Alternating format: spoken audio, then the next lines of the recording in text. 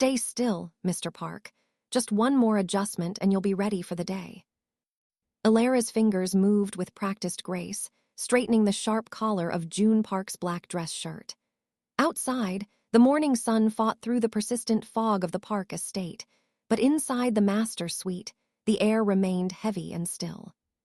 For 2 long years, Elara had been the ghost in this room. She addressed him, read to him, and whispered her deepest fears to a man who lived in absolute silence.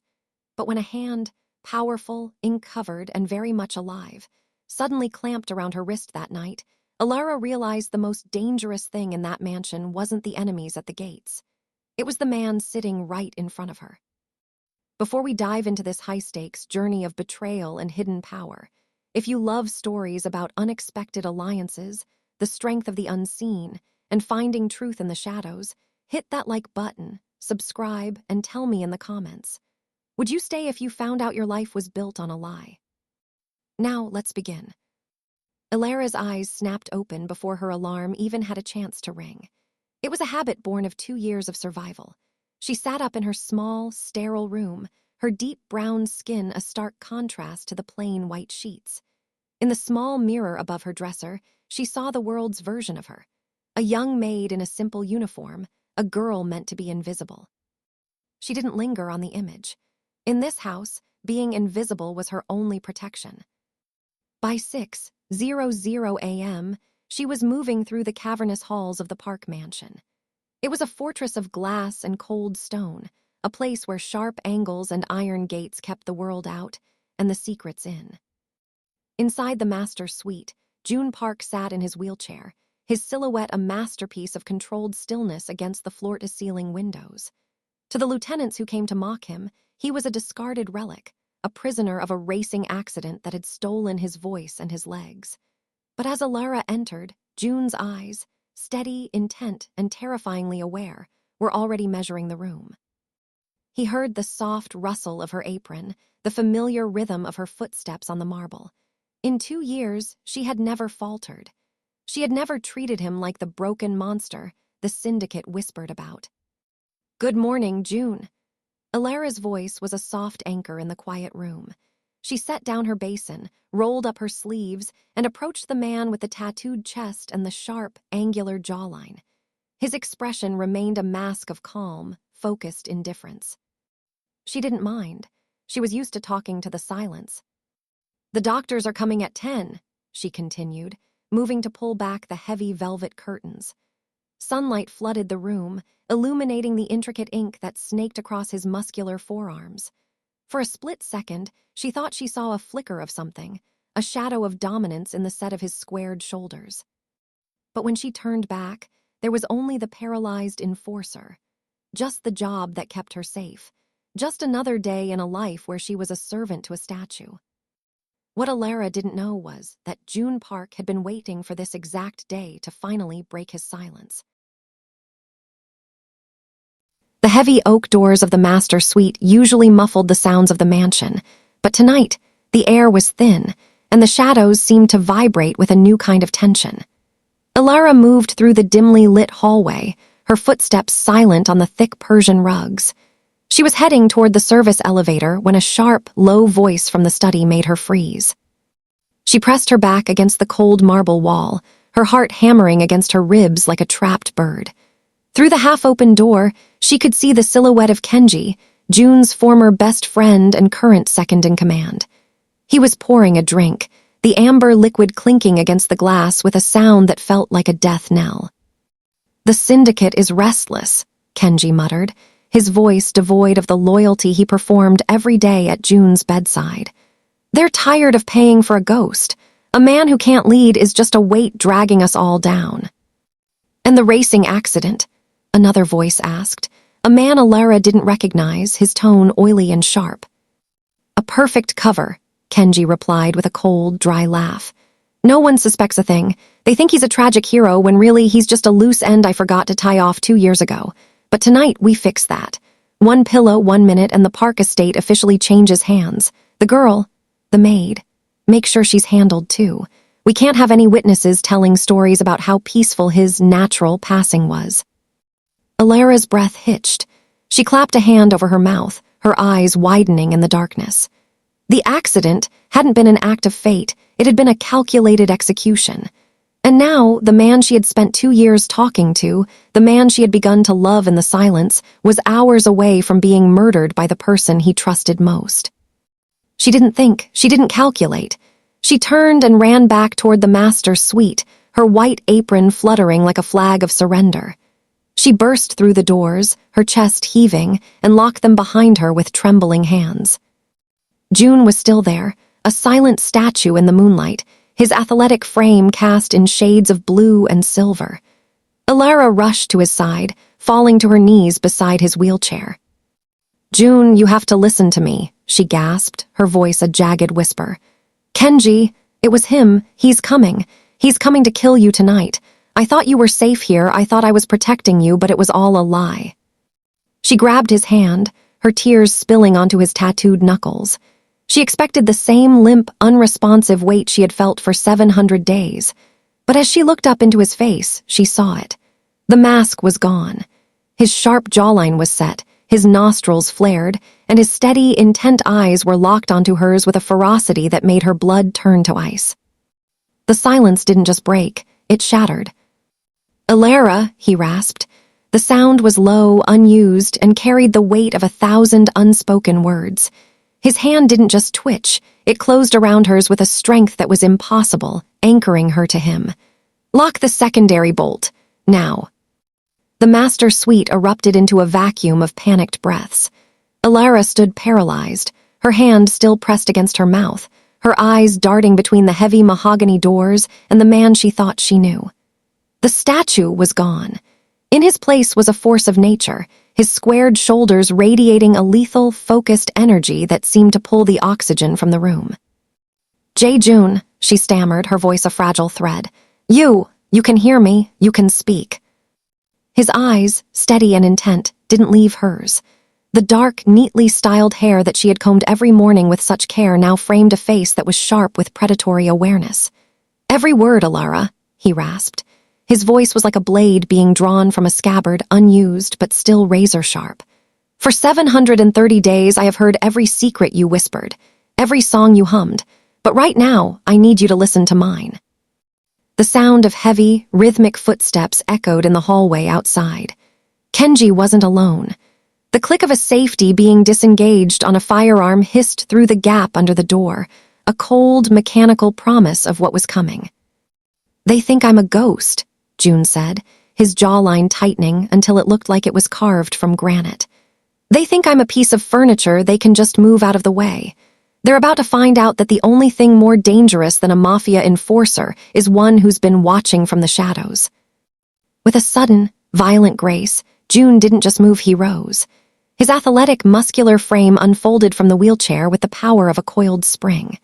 The black dress shirt he wore open at the chest strained against his defined torso, the intricate tattoos of dragons and thorns seeming to writhe in the moonlight. Elara fell back, her body frozen mid-reaction as she watched the man who supposedly couldn't walk take a slow, deliberate step toward the door. "Lock it, Elara," he commanded again. This time there was no rasp. It was the voice of a man born to rule, a dominant vibration that vibrated in her very marrow. "The secondary bolt. If they get in here before I'm ready, they'll kill us both." Trembling, she lunged for the brass deadbolt, sliding it home just as the handle turned from the outside. A heavy thud shook the door, a shoulder hitting the wood. "Joon," Kenji's voice came through, mockingly sweet. "It's time for your medicine, old friend, let us in." Joon ignored the door. He turned to Elara, his expression softening into something raw and vulnerable beneath the formality. He reached out, his large, tattooed hand cupping her cheek. His touch was warm, human, and terrifyingly real. "You stayed when no one else would," he whispered, his eyes searching hers with a desperate intensity. "You gave me a reason to fight my way back to the light. Now let me show you why they call me the Shadow King." He walked toward a hidden panel in the wall, his posture upright and composed, showing no sign of the racing accident that had been his cover for so long. As the door began to splinter under the force of the men outside, Joon Park didn't reach for a white flag. He reached for a sleek, black weapon hidden behind the marble, his face a mask of absolute, lethal resolve. The silence was over.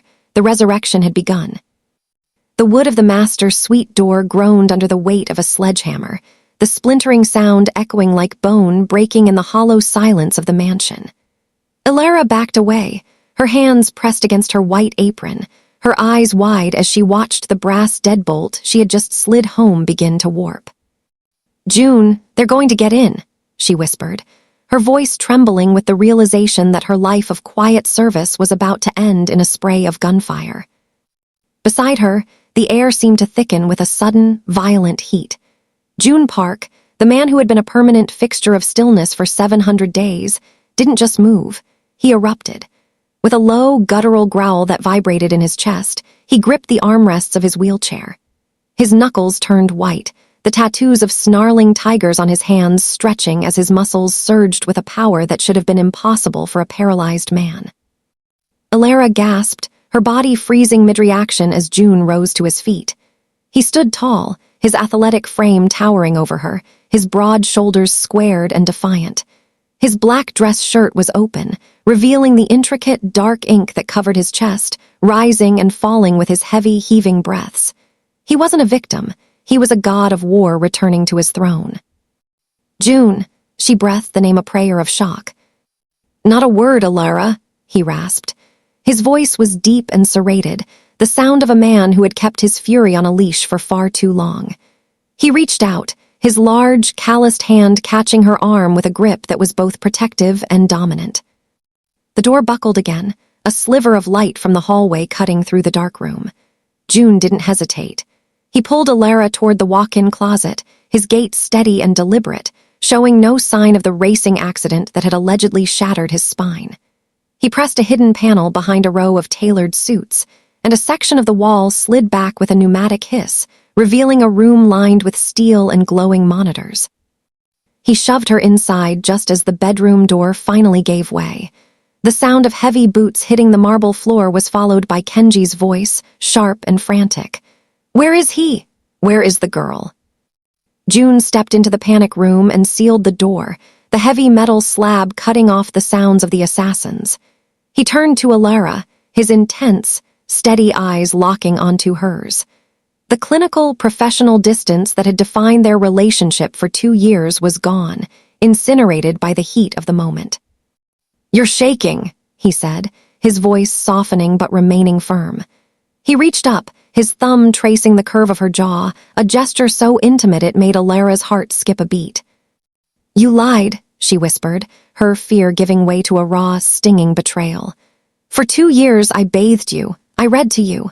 I told you I loved the man I thought you were because I thought you were the only one who couldn't hurt me, and all this time you were just watching." Joon stepped closer, invading her space until she was backed against the cold steel wall. He leaned down, his forehead resting against hers, his scent, sandalwood and something metallic enveloping her. "I didn't lie to hurt you, Elara," he whispered, his breath warm against her skin. "I stayed silent to survive. My brother didn't just want my chair, he wanted my head.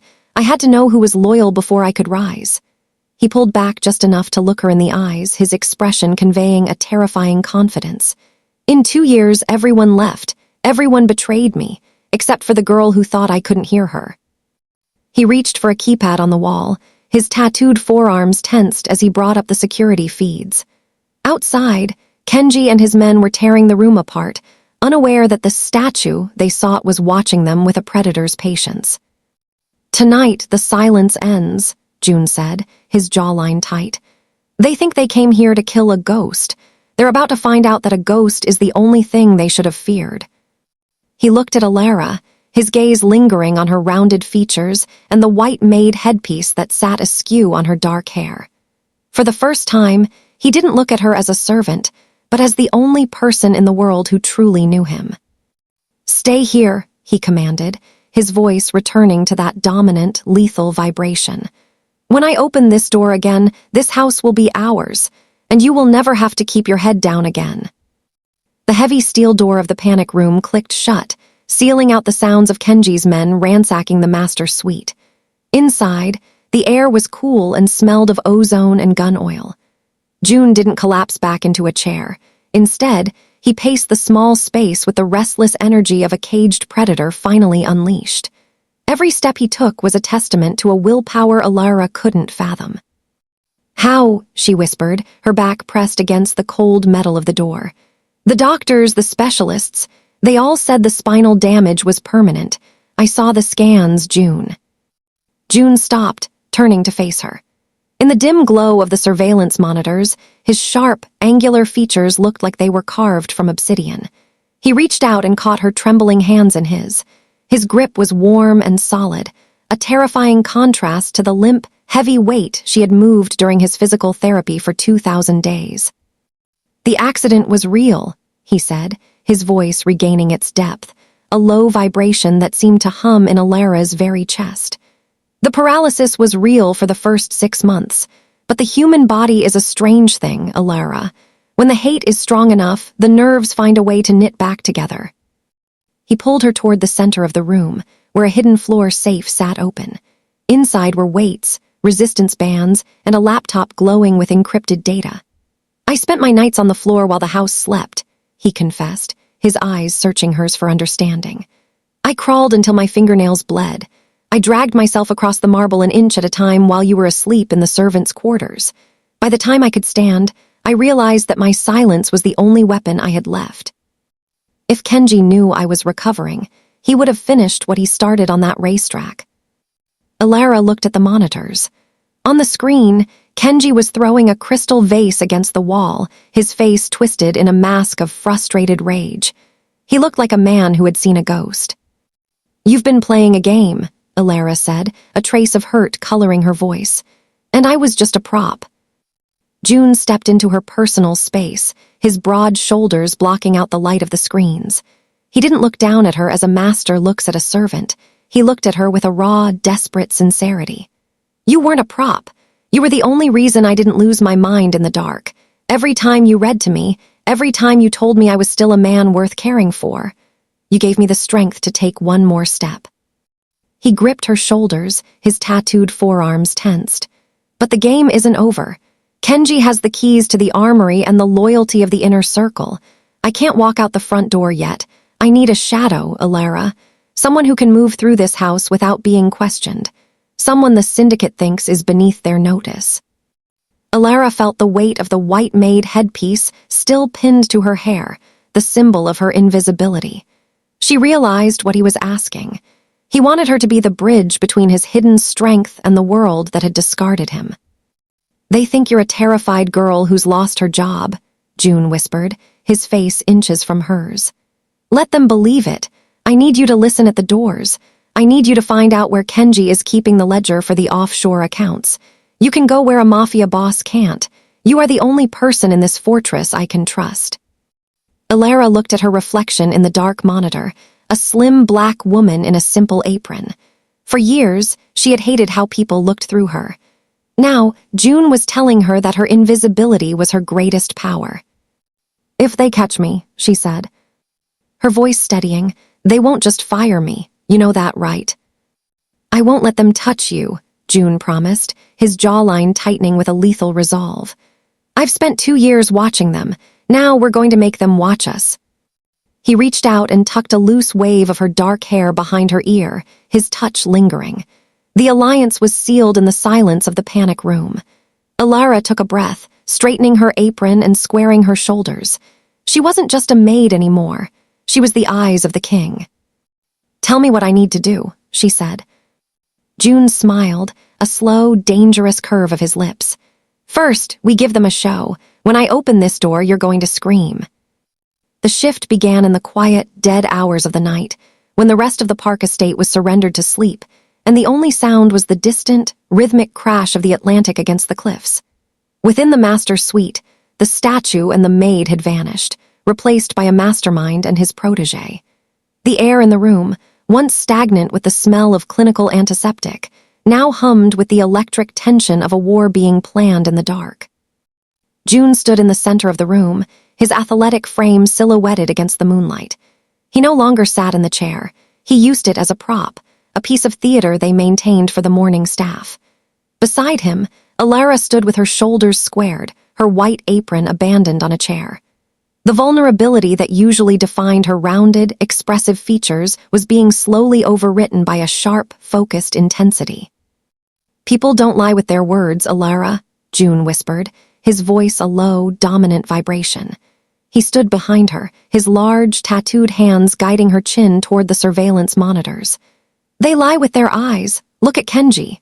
Watch the way his left shoulder dips when he mentions the Syndicate's shipments. He's overcompensating. He's hiding a fear he hasn't admitted to himself yet." Elara watched the flickering screens, her brow furrowing.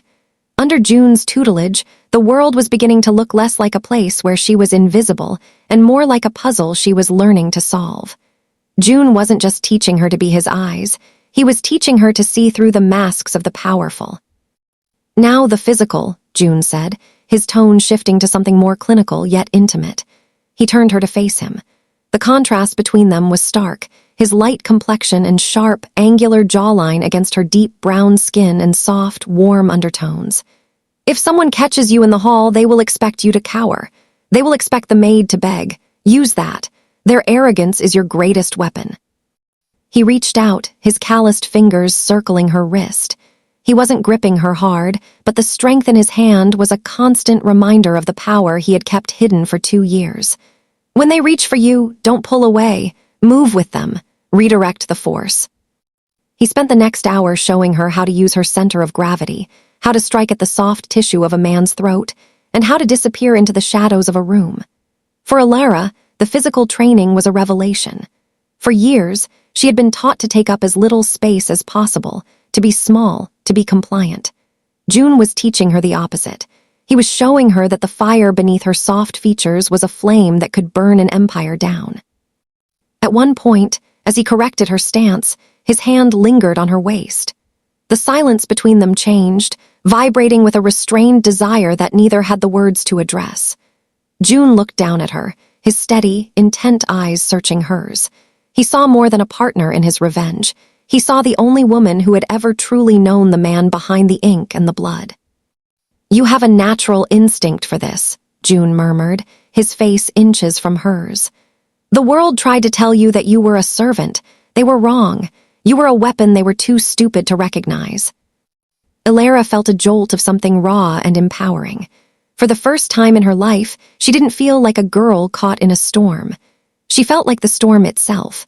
She looked up at Joon, her widened eyes now filled with a budding, dangerous confidence. "I've spent my life watching people, Joon," she said, her voice steady and reflecting a new emotional authenticity. "I know how they think because they never thought I was worth noticing. I'm ready." Joon nodded, his expression fracturing into a rare, dark smile. The maid was gone. The alliance was no longer just about survival, it was about reclamation. As the first hint of dawn began to gray the horizon, Joon returned to his wheelchair, settling back into the mask of the paralyzed boss. Elara pinned her white headpiece back into place and smoothed her apron, her hands no longer trembling. The stage was set. The mastermind had his shadow, and the Syndicate had no idea that the most dangerous person in the house was the one carrying the tea tray. The transition from the Park estate to the rival Kim fortress was a journey into a different kind of darkness. Under the guise of a temporary catering server for a high-stakes Syndicate summit, Elara traded her white Maid headpiece for a sleek, nondescript black uniform. She felt Joon's presence like a phantom limb, his voice echoing in her mind, reminding her of the rhythms of deception he had spent weeks drilling into her. The Kim estate was a sprawling monolith of glass and steel, swarming with guards who looked through her as if she were a piece of the furniture. Elara moved through the kitchen with a tray of crystal flutes, her expression a mask of bored compliance. Beneath her sleeve, a small, high-tech listening device, no larger than a shirt button, was taped to her forearm, the adhesive stinging her skin. "Remember, Elara," Joon had whispered that morning, his hand lingering on her shoulder as he sat in his wheelchair, playing the part of the broken man one last time. "They only see the tray. They don't see the woman holding it. Use their arrogance to get close." She navigated the crowded ballroom, her heart thrumming a frantic rhythm against her ribs. The target was a private study located behind the main bar, where the Syndicate's heads of families were gathering to finalize the partition of Joon's former territories. As she approached the heavy oak door, 2 guards stepped into her path, their gazes sweeping over her with the clinical indifference she had once hated but now relied upon. "Service for the inner circle," she said, her voice steady, reflecting the compliance she had been taught to project. One guard grunted and stepped aside. Elara entered the room, the air thick with the smell of expensive cigars and the low, predatory rumble of men discussing blood money. She moved toward a heavy mahogany bookshelf, pretending to straighten the glasses on her tray while her fingers searched for the underside of a shelf near the center of the room. She had just positioned the device when the door slammed open. "Who authorized a server in here?" a voice boomed. It was Kenji. He walked in, his eyes sharp and suspicious, scanning the room until they landed on Elara. Her blood turned to ice. She lowered her head, her body frozen mid-reaction. "I was told the gentleman required refreshment, sir," she murmured, her hand covering her mouth in a practiced gesture of subservience. Kenji walked toward her, his footsteps heavy on the marble. He stopped inches away, his shadow looming over her. He reached out, his hand hovering near her sleeve where the device's transmitter was hidden. "You look familiar," he rasped, his eyes narrowed. "Don't I know you from the Park estate?" In a nearby van, parked blocks away, Joon sat surrounded by monitors, his knuckles white as he watched the hidden camera feed from Elara's collar. His jawline was set so tight it looked ready to snap. Seeing Kenji loom over her, seeing the man who had betrayed him threatening the only person he cared for, ignited a fury that almost made him kick the van door open. He reached for his weapon, his athletic frame coiled to spring, his breath a jagged hiss of restrained desire to protect her. He was ready to burn his 2-year cover, to walk into that lion's den and reveal he was alive if it meant keeping her safe. "Joon, don't," a voice crackled in his earpiece, his lone loyal technician. "If you move now, we lose everything. Trust the girl." Back in the study, Elara felt the heat of Kenji's gaze. She didn't cower. She remembered Joon's lesson, redirect the force. "I'm sorry, sir," she said, looking up with wide, watery eyes, her rounded features reflecting a perfect mask of vulnerability. "I worked the catering circuit for years, perhaps at a wedding. Please, I don't want any trouble." She let a tray of glasses wobble, one flute tipping over and splashing champagne onto Kenji's expensive shoes. He hissed and stepped back, disgusted. "Useless girl. Get out before I have you tossed over the balcony." Elara bowed deeply and hurried out, her chest heaving as she reached the safety of the service hallway. She had done it. Minutes later, as she climbed into the back of the getaway car, Joon was waiting. He didn't say a word at first. He simply pulled her into a crushing embrace, his tattooed arms wrapping around her with a strength that was both dominant and desperate. He buried his face in the crook of her neck, his heaving chest a testament to how close he had come to sacrificing his life for hers. "Never again," he rasped into her skin, his voice a low, terrifying vibration of love and lethal intent. "From now on, we move together. No more shadows for you, Elara, only the throne." The transition from shadow to light required one final, dangerous descent into the dark. The Park estate was no longer a sanctuary. It had become a stage for a lethal performance. Joon sat in his wheelchair, his posture slumped and his gaze vacant, flawlessly reclaiming the mask of the broken man. Beside him, Elara smoothed her white apron, her hands trembling, not from the fear she was meant to project, but from the adrenaline coursing through her veins. "The secondary treasury is located beneath the old docks," Joon had whispered to her moments before the doors were kicked in. "Kenji won't kill me until he has the biometric override. He thinks I'm a safe without a combination. He doesn't realize I'm the bomb." When the heavy oak doors finally splintered, Kenji entered with a wolfish grin, flanked by 4 armed men. He didn't even look at Joon as a threat. He looked at him as cargo. "Load him up," Kenji barked. "And grab the maid. She's seen too much to be left behind, and she might be useful if the boss needs a little motivation to cooperate." Elara let out a sharp, practiced sob, her eyes widening dramatically. She threw herself into the role of the terrified servant, her deep brown skin pale with the fear Joon had taught her to weaponize. As the guards grabbed her arms, she stumbled, her body frozen mid-reaction in a perfect display of vulnerability. Underneath the simple fabric of her apron, hidden against the small of her back, was a custom-engineered, ultra-slim ceramic pistol, undetectable by the scanners they had passed through. The drive to the docks was a blur of cold rain and engine roar. They were taken deep into a subterranean vault, a cold, concrete bunker filled with the hum of servers and the glint of gold bullion. This was the Syndicate's heart, the treasury where Kenji intended to finalize his coup. "Open it, Joon," Kenji hissed, dragging Joon's wheelchair toward the central terminal. He grabbed Joon's hand, forcing his thumb onto the biometric scanner. "Give me the keys to the kingdom, and maybe I'll let the girl live." Joon remained a statue, his sharp, angular jawline set in a mask of unresponsive silence. He looked at Elara, his steady, intent eyes sending a silent signal. Now. Elara collapsed to her knees, wailing in a pitch of high-decibel distress that drew every guard's attention. "Please, don't hurt him. I'll do anything." She crawled toward Joon, her movements frantic and clumsy. To the guards, she was just an emotional mess, a subordinate girl lost in a moment of sudden truth.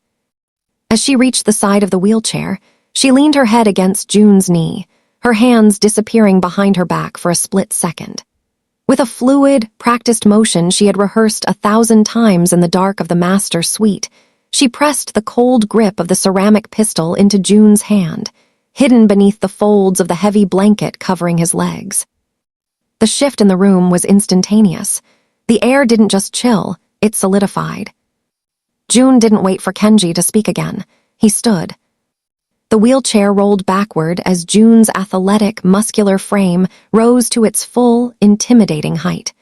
The shock on Kenji's face was a masterpiece of disbelief, the predator suddenly realizing he was the prey. Before the guards could even raise their weapons, Joon's arms snapped up. 2 suppressed shots coughed into the room, precise and lethal. 2 guards fell before they could blink. "The thing about being a ghost, Kenji," Joon rasped, his voice a low, terrifying vibration that echoed off the concrete walls, "is that you see everything. I saw you move the funds. I saw you bribe the council. And I saw exactly how much you underestimated the woman standing beside me." Joon didn't look back as he stepped over the terminal, his posture upright and composed, a king reclaimed. He didn't just have the weapon, he had the codes, the gold, and the only person in the world who truly mattered. Elara stood up, wiping the fake tears from her deep brown skin. She straightened her white headpiece, her rounded features now sharp with a budding, dangerous confidence. She wasn't the terrified maid anymore. She was the woman who had smuggled a revolution into a bunker. "The vault is locked from the inside, Kenji," Elara said, her voice steady and reflecting a new emotional authenticity. "And the silent alarm was tripped the second you used Joon's thumbprint. You didn't kidnap him. You escorted him to his throne." The vault door groaned as it sealed Kenji inside the treasury, but the path to freedom led through the Dragon's Den, the Syndicate's primary headquarters. The transition from the subterranean bunker to the rain-slicked courtyard of the main estate was a blur of cold steel and adrenaline. For 2 years, Joon had been a ghost in a chair. Now he was a wraith in the dark, moving with a lethal, rhythmic precision that made Elara's heart skip beats of both terror and awe. The alarm had finally been raised. As they emerged into the grand foyer, a space of white marble and black iron, the Syndicate's elite guards flooded the room. They froze for a split second, their minds unable to reconcile the sight of the paralyzed boss standing tall, his black dress shirt clinging to his muscular frame, his tattooed arms raised with a weapon that looked like an extension of his own body. "Joon Park is alive," a voice screamed, but it was cut short by the hollow cough of a suppressed round. Joon didn't just fight, he orchestrated a symphony of retribution. His physical stillness had been replaced by a kinetic energy so intense it felt like the air around him was vibrating. He moved between the pillars of the foyer, his athletic build a shadow against the clinical white of the walls. Every movement was deliberate, a violent correction for 2 years of forced passivity. Elara stayed low, her slim frame pressed against the mahogany curve of the grand staircase. She wasn't just a spectator, she was his second set of eyes. "Left, Joon, behind the statue," she cried out, her voice reflecting the new, dangerous confidence she had found in the panic room. Joon spun, his coat flaring behind him like a dark wing. He fired with a calm, focused expression, taking down 2 men before they could even draw. But as a third guard lunged at Elara with a serrated blade, Joon's restraint vanished. He didn't use the gun, he used himself. He bridged the gap in 3 explosive strides, his large, tattooed hand catching the man's wrist midair. The sound of bones snapping echoed through the marble hall, followed by a guttural groan. Joon stood over the fallen man, his chest heaving, his sharp jawline tight with a predatory intensity. He turned back to Elara, his eyes searching hers for any sign of injury. For a moment, the battle-hardened king vanished, replaced by the man who had listened to her hum gospel songs in the dark. "Stay behind me," he rasped, his voice a low, dominant vibration. "We're almost out." The front gates were a gauntlet of gunfire and shattered glass. The Syndicate's remaining loyalists were desperate, knowing that if Joon Park walked out of these gates, their reign was over. A spray of bullets chipped away at the marble pillars, sending shards of stone flying through the air. Elara felt a sharp sting on her cheek, a graze, but she didn't cower. She reached for the spare magazine she had hidden in the pocket of her white apron and slid it across the floor toward Joon. He caught it in one fluid motion, slammed it into the grip, and stepped out into the open. He was no longer hiding. He stood upright and composed, his squared shoulders a target he dared them to hit. He fired a rhythmic cadence that cleared the path, his steady and intent gaze never wavering. He wasn't just paying a blood debt, he was collecting it with interest. As the last of the guards fell or fled into the rainy night, a heavy silence returned to the estate, not the suffocating silence of a sick room, but the exhausted silence of a battlefield one. Joon dropped the weapon, his muscles finally beginning to twitch from the sheer strain of the night. He turned to Elara, who was standing by the iron gates, her maid uniform torn and stained with soot, but her posture upright. He walked toward her, his gait heavy but certain. He didn't stop until he was inches from her, his broad chest nearly touching her rounded features. He reached out, his calloused thumb gently wiping the speck of blood from her cheek. "The debt is paid," he whispered, his voice reflecting a raw emotional exposure. "The house is gone. The Syndicate is broken." Elara looked back at the mansion, the sharp angles and iron gates now glowing with the orange light of the fires starting within. She looked at her hands, hands that had cared for a statue and carried a king. "What now?" she asked, her voice steady. Joon interlaced his tattooed fingers with hers, pulling her close until the warmth of his body seeped through her thin apron. "Now," he said, looking toward the dark horizon, "we go where no one knows the names of Joon Park or Elara Thompson. We go where you never have to be a maid, and I never have to be a monster." 6 months later, the salt air of a Mediterranean morning carried the scent of blooming bougainvillea and fresh citrus, a world away from the cold marble and iron gates of the Park estate. In a small, sun-drenched villa overlooking a turquoise sea, the silence was no longer a cage. It was a choice. Joon stood on the stone terrace, his athletic frame silhouetted against the bright horizon. He was dressed in a simple linen shirt, the sleeves rolled up to reveal the tattoos that once marked him as a monster, but now simply looked like art on a man at peace. He moved with a steady, unhurried grace, his body fully healed not just from the accident, but from the weight of the crown he had finally abdicated. He had systematically dismantled his empire, liquidating the Syndicate's assets into anonymous foundations and global charities, leaving behind enough of a trail to satisfy the law and enough of a shadow to ensure the underworld believed he had perished in the fire at the headquarters. He heard the soft sound of a door opening and the rhythmic, confident step of someone who finally knew their own worth. He didn't have to turn to know it was Elara.